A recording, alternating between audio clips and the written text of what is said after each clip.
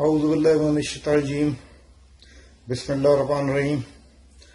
آج کا ٹاپک مدد اور یا بھیک، خود فیصلہ کریں۔ یہ خاص طور پہ پاکستانی عوام کے لیے میرا یہ خاص ویڈیو ہے، جس کو میں نے کافی سال کے آبزرویشن کے بعد میں نے یہ سوچا کہ یہ بہت ہی ضروری ہے کہ ویسے تو اثر ہو یا نہ ہو وہ الگ بات ہے، لیکن یہ بات سمجھ میں آنا چاہیے کہ مدد کیا ہوتی ہے اور بھیک کیا ہوتی ہے۔ ہمارے ہاں لوگ بھیک مانگنے کو اور بھیک دینے والوں کو بھیک دینے میں انتہائی مزہ آتا ہے۔ ان کو لگتا ہے کہ بھیک دے دی تو ہم نے زندگی کا بہت بڑا فریضہ ادا کر دیا۔ گلی راہ چلتے، روڈوں پر، فٹ پاتھوں پر، ہوٹلوں کے سامنے بھکاری اگر ان سے 10 روپے 5 روپے مانگے تو وہ نکال کر دے دیتے۔ یہی تو وجہ ہے کہ فقیر زیادہ سے زیادہ ہوتے چلے آ رہے ہیں۔ اب صرف وہی فقیر نہیں رہے بلکہ خاندانوں میں بھی فقیر نکل آئے، وہ بھی بھیک مانگ رہے ہیں، کسی اور طریقے سے بھیک مانگ رہے ہیں، ان کو بھی بھیک دے دیتے ہیں۔ وہ بھیک دینے میں کوئی پرابلم نہیں ہے، پرابلم مدد کرنے میں۔ اگر آپ کا بھائی غریب ہے اور آپ کے بھائی کا کاروبار نہیں چل رہا ہے تو کچھ ایسا کرا جائے کہ اس کا کاروبار چل پڑے۔ اس کے کاروبار کو مانیٹر کرو، اگر وہ مانیٹر صحیح طرح نہیں کر پا رہا ہے۔ بڑے بھائی سے پیسے لیے اس نے، کاروبار اس نے صحیح طرح چلایا، پیسے ضائع ہو گئے، پھر دوبارہ بڑے بھائی کے سامنے کھڑا ہو گیا پیسے، تو اس نے گالیاں بکی بڑے بھائی نے کہ میں نے تو پہلے بھی پیسے دیے تھے تجھے، تو نے کیا کرا؟ یہ بات صحیح نہیں ہے۔ پہلے تو اس کو یہ دیکھو کہ اسے کاروبار چلانا آتا بھی کہ نہیں آتا، خواہش تو ہے اس کے دل میں کچھ کام کروں۔ نوکری ملنے میں تو کوئی بات نہیں ہے نا بھائی، نوکری تو مل گئی تو جان چھوٹی۔ نوکری ملنے کے بعد بھی یہ دیکھنی ہے کہ اس کی نوکری اس قابل ہے کہ نہیں ہے کہ یہ اپنی فیملی کو مینٹین کر سکتا نہیں۔ مطلب خاندان کے لوگوں کی ایک عادت ہونا چاہیے، بلکہ پوری کمیونٹی کی عادت ہونا چاہیے کہ ایسے لوگوں پر نظر رکھے جو ہمت والے ہیں، کچھ کرنا چاہتے ہیں لیکن کسی وجہ سے کر نہیں پا رہے ہیں، کم علمی کی وجہ سے یا کاروباری نہ سمجھ بوجھ نہ ہونے کی وجہ سے، تو ان کو مانیٹر کریں، ان کو ایسا کوئی کاروبار کرا کر دیں اگر صاحب حیثیت ہیں تو، تاکہ وہ چلے۔ لیکن کو مانیٹر کرنا انتہائی ضروری ہے۔ پہلے تو ان کی اہلیت کو دیکھیں کہ وہ ان میں کوئی اہلیت ہے، اگر ان میں اہلیت ہے تو ایسے ہی پیسے دے دے، اور اگر ان میں کچھ اہلیت نہیں ہے تو ان کو پیسے کچھ شرائط کے تحت دے، اسے کہتے ہیں مدد۔ لیکن یہ سارے لفڑے میں پڑنے کی صاحب حیثیت لوگوں کو قطعی ضرورت نہیں ہے۔ وہ یہ کہتے ہیں کہ کوئی بات نہیں یار، کتنے پیسے ہیں میرے پاس، 5,000 روپے نے دے دو یار، جان چھوڑ۔ اگلی بار وہ پھر کھڑا ہوگا تو پھر ختم، ایک ہی بار دیے پیسے، اس کے بعد اس کو گالیاں ملیں گی، یار یہ تو بھکاری ہے بھائی، ہر بار کھڑا ہو جاتا ہے۔ آپ میری بات سمجھ رہے ہیں نا، کہ اس کو ایک آدمی جو ہے یہ سمجھتا ہے کہ کاروبار کرنا انتہائی آسان ہے، اور لیکن انتہائی جسے کہتے ہیں نا کاروبار کرنا لوہے کے چنے چبانے کے برابر ہے۔ نوکری کرنا آسان ہے، یہ بات تو ہر شخص جانتا ہے لیکن تو سمجھتا نہیں ہے۔ کاروبار کرنا لوہے کے چنے چبانے کے برابر ہے۔ کاروبار میں اللہ نے 9 دروازے رکھے ہیں ترقی کے، تا وقت ہے کہ کاروبار کی طرح کیا جائے۔ کاروبار کو نہ سمجھی سے، کاروبار کے تمام اسرار و رموز کو سمجھے بغیر کرنا خودکشی ہے، اسے کامیاب نہیں ہوگا، اس کا بزنس ماڈل ہی صحیح نہیں ہے۔ بیچارہ محنت تو بہت کر رہا ہے، اس کا بزنس ماڈل ہی نہیں صحیح ہے، اسے پتہ ہی نہیں ہے کہ جہاں میں کاروبار کر رہا ہوں کنڈیوسو ہے کہ نہیں ہے، اس کے مطابق ہے کہ نہیں ہے کاروبار کے مطابق۔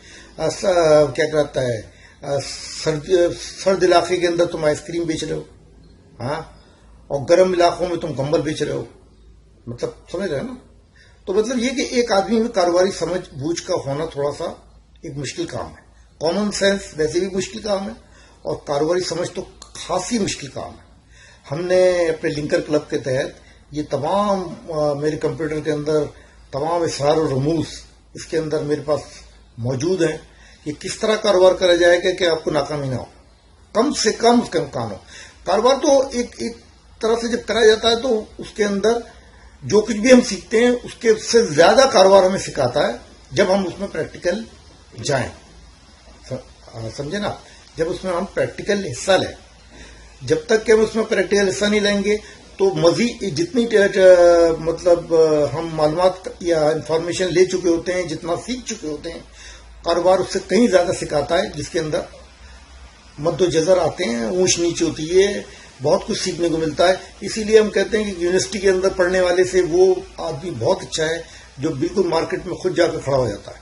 اس کو پتہ چلتا ہے کہ مارکیٹ پھر اسے کیا کیا چیزیں سکھاتی ہے. وہ نقصان بھی کرتا ہے.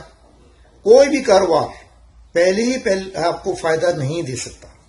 اگر آپ زندگی میں پہلی بار کوئی کام کر رہے ہیں تو آپ بالکل امید نہ رکھیں کہ آپ کو جیسے ہی آپ داخل ہوں گے پیسہ آپ کے دروازے کی باندھی بن جائے گا، پیسہ آپ کے آنا شروع ہو جائے گا. ایسا ہرگز نہیں ہے.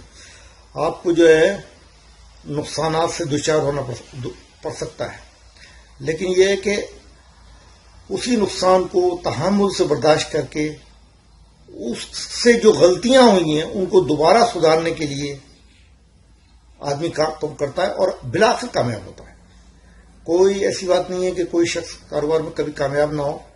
بالکل 100% میں آپ کو یقین دلاتا ہوں کہ کاروبار میں کامیاب ہوتا ہی ہوتا ہے. لیکن وہ جو شروع کی جو دشواریاں ہوتی ہیں نا، جس کو تکلیفیں دیتی ہیں، جو اس کو ناکامیاں دیتی ہیں، اکثر وہ اسے دل برداشتہ ہو کر اور اس کے جو فائنینسر ہوتے ہیں جو اس کو مدد کر رہے ہوتے ہیں وہ بھی اس سے مایوس ہو کر الگ ہو جاتے ہیں.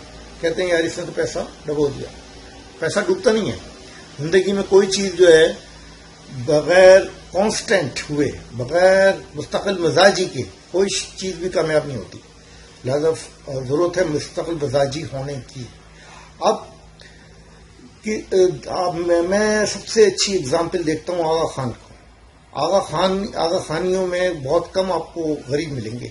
وجہ یہ ہے کہ ان کی مدد کے لیے پرنس کریم آغا خان خود متحرک ہے اور ان کو فائنینسنگ بھی کرتا ہے، کاروبار کی گڈ بھی بتاتا ہے بہت کچھ. تو وہ لوگ جو ہیں اور کاروبار کی قرضے بھی دیتا ہے.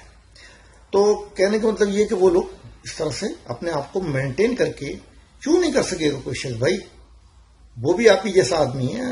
کروڑوں آدمیوں نے کاروبار کیے ہیں اور آج بڑی اچھی زندگی گزار رہے ہیں. کاروبار کے اندر واقعی ترقی کے 9 دروازے ہیں، رزق کے 9 دروازے ہیں. تو یہ لیکن کاروبار ایک پودا ہے. جب آپ اس کو لگاتے ہیں تو سمجھو آپ نے پودا لگایا. اب اس پودے کو پوری ہوا، پانی، روشنی سب کی ضرورت ہوتی ہے. اس کو وقت پر کھاد، وقت پر اس پر ادویات سب کی ضرورت ہوتی ہے.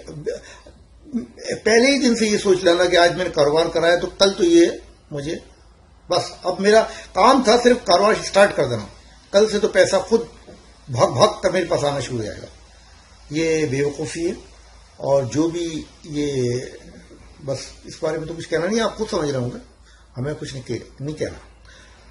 ٹھیک ہے. آج میرا عنوان یہی تھا کہ بھائی بھیک کی جو عادت ہے، دینے کی عادت، لینے کی عادت تو اب سب میں پڑ جائے گی. جب ہر شخص بھیک ہی دے گا تو ہر شخص یہی کوشش کرے گا کہ مجھے بھیک مل جائے.